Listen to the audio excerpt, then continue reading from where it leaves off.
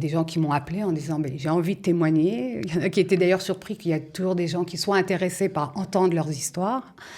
Et donc, j'ai essayé de les mettre en contact avec ou des privés qui voulaient organiser ça chez eux, mais qui n'avaient pas forcément un témoin, ou des organismes comme le CNEF, par exemple, hein, qui organise ça dans plusieurs villes en Israël. Hein.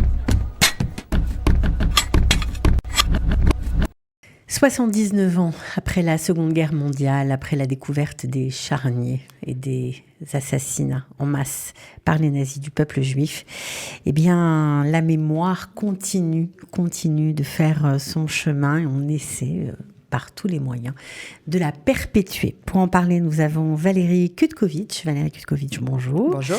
Vous êtes avec nous pour nous parler, bien sûr, de ce magnifique projet Zikaron Bassalon qui existe déjà depuis 10 ans.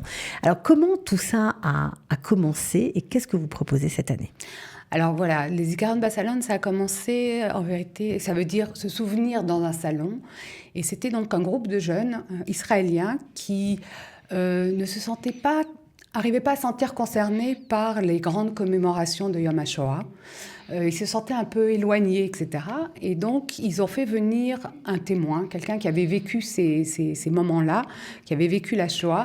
Et un rescapé. Un rescapé qui est venu donc dans leur salon raconter l'histoire. Et c'est comme ça que c'est parti, de dire chacun peut en vérité faire quelque chose de plus petit, de plus intime, de rencontrer un rescapé, un témoin, un enfant caché, hein, et de passer une soirée avec lui à entendre son témoignage et à poser des questions. C'est surtout ça aussi, poser des questions.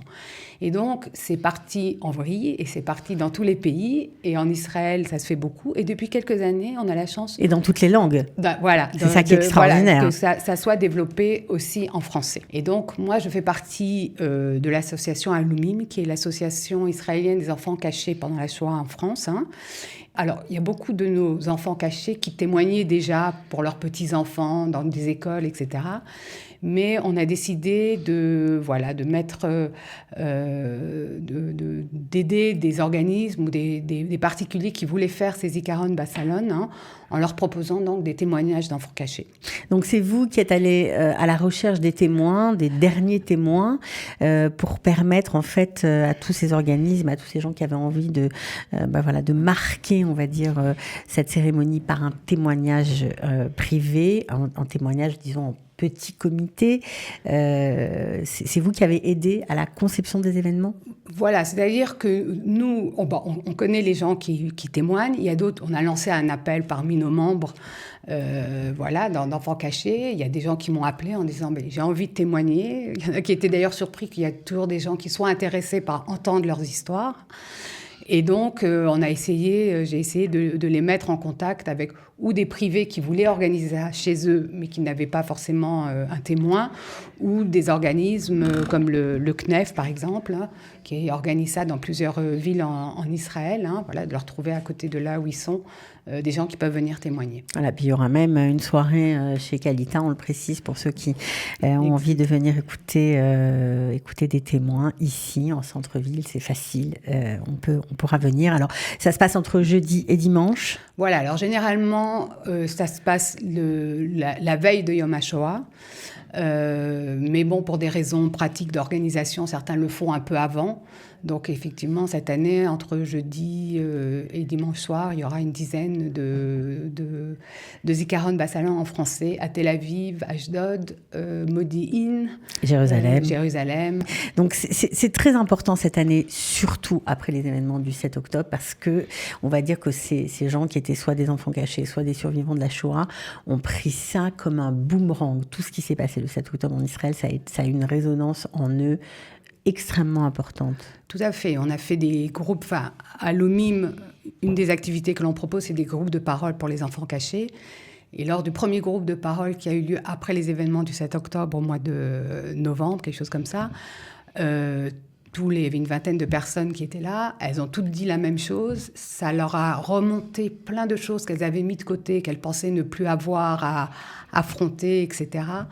une très grande proximité des otages. À l'époque, les otages, il n'y avait pas encore eu de se sont d'otages. sentis vraiment... Exact, parce qu'ils ont dit, mais nous, on sait ce que c'est de ne pas savoir, d'être seul, quelque part, à un endroit qui n'est pas chez nous, de ne pas savoir ce qui est arrivé à nos parents, est-ce qu'on va les revoir, qu'est-ce qui se passe, de ne plus avoir la notion du temps, de ne plus savoir qu'est-ce qu'il y aura demain, etc. De plus avoir ses repères, quoi, tout Exactement. simplement. Donc, ils se sont sentis très proches, très concernés. Hein. Et effectivement, la montée de l'antisémitisme, dans le monde entier. Pas en Israël. Il y a une dame qui a dit, mais j'ai pas cru ce qu'on m'a dit, parce que non, on est en Israël. On m'aurait dit, ça se passe en France. Peut-être, mais en Israël, non. Quoi. Donc, c'était vraiment, effectivement, des remontées. Donc, le 7 octobre en Israël et l'antisémitisme à travers le monde, tout ça est vécu très difficilement par ces survivants. Il faut bien sûr le préciser. Donc, comment fait-on pour participer à ces témoignages? Qui va parler? Quel genre d'histoire on va raconter? Il y a vraiment plein d'histoires différentes. C'est des gens qui, soit ont été cachés sans leurs parents, parce qu'ils ont été... les parents ont été déportés, ou avant d'être déportés, les parents les ont confiés à des personnes. Hein. C'est des gens qui sont restés aussi avec leurs parents, qui se sont cachés. Hein. Ils ont toutes sortes d'histoires. Je pense que ce qui sera intéressant cette année, à part les histoires, donc ce qui est intéressant de connaître, c'est aussi ce qu'on appelle, j'aime pas tellement ce mot, mais c'est la résilience. C'est comment toutes ces personnes qui ont vécu finalement cet énorme traumatisme, qu'on a aussi vécu un peu le 7 octobre. Mais bon, la Shoah, ça a duré 5 ans quand même, en 39, 45, etc. Et comment est-ce qu'ils sont arrivés à se reconstruire? Et ça, je pense que ça sera intéressant de leur poser. Je pense qu'ils vont en parler, parce que c'est quelque chose, cette année plus que les années précédentes, qu'ils vont mettre en avant. C'est cette histoire de comment est-ce qu'on se reconstruit après un tel traumatisme, comment on continue, comment on fait face à ces événements-là. Alors, il y aura beaucoup de monde, généralement des enfants cachés, pas des témoins directs. À l'Oumim, c'est plutôt c'est les enfants cachés. Donc, c'est plus des histoires d'enfants cachés. Mais malheureusement, beaucoup de ces enfants cachés ont perdu des parents, ont été orphelins, etc. Parce qu'ils ont, ils ont vécu... C'est aussi des témoins directs, évidemment. Exactement.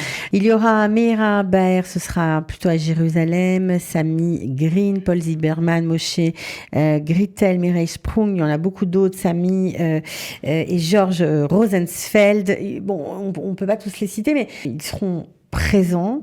On veut bien sûr choisir, on peut choisir, parce qu'on ne peut pas aller non plus partout. Il y aura les dates sur votre site? Alors, sur la page Facebook de Alumim, il y aura toutes les dates, les heures, etc., où ça se trouve. S'il faut s'inscrire ou pas. Certaines personnes, surtout chez les privés, demandent quand même une inscription pour savoir combien. Bien sûr. Voilà.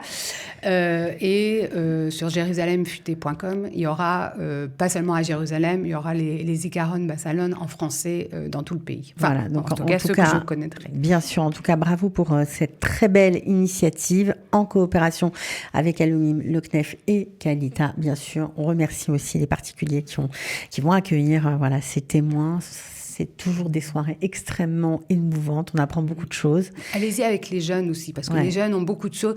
C'est très bien. On va à Yad Vashem, on connaît l'histoire, mais d'entendre. Et j'en ai entendu plusieurs des témoins qui vont témoigner. Et franchement, ils témoignent. C'est bouleversant. Oui, c'est bouleversant. Et poser des questions, quoi. C'est surtout ça. Eh bien, merci beaucoup, Valérie Kuskovich. Merci. À bientôt.